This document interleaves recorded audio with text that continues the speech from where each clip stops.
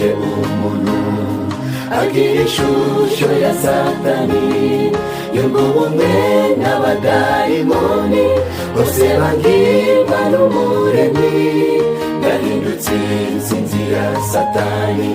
Aba abonye abambari bavuga ko gukiranuka Imana isaba kudashoboka.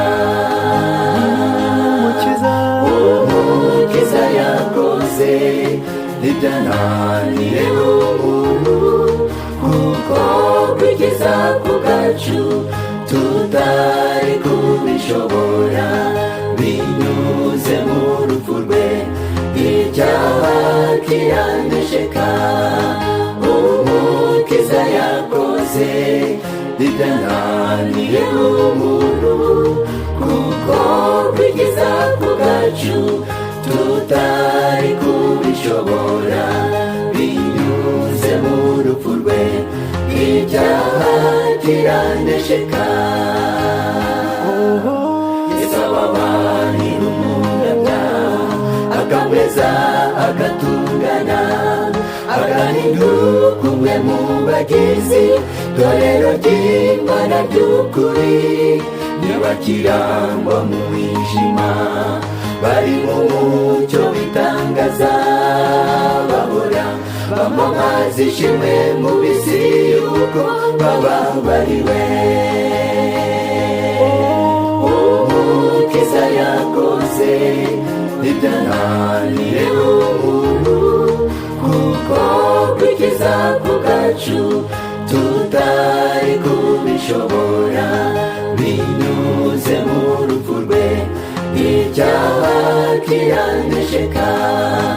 Umukiza yakoze ibyananiye umuntu, kuko kwikiza ku bwacu tutari kubishobora, binyuze mu rupfu rwe icyaha kiranesheka.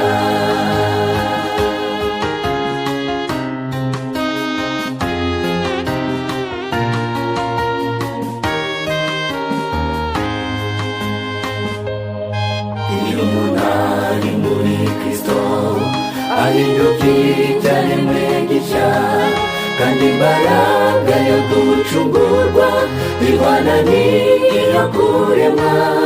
Maze nk'uko Adamu yari umukiranutsi akiremwa, ugani ko n'uwizeye Yesu ahinduka umukiranutsi.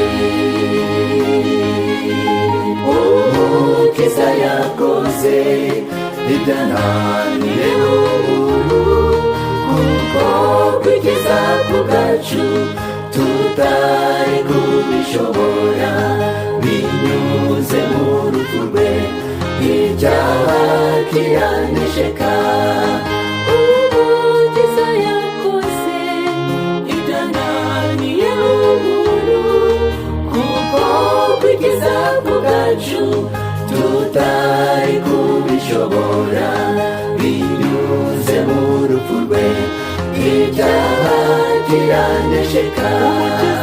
Umukiza yakoze ibyananiye umuntu, kuko kwikiza ku bwacu tutari kubishobora, binyuze mu rupfu rwe icyaha kiranesheka.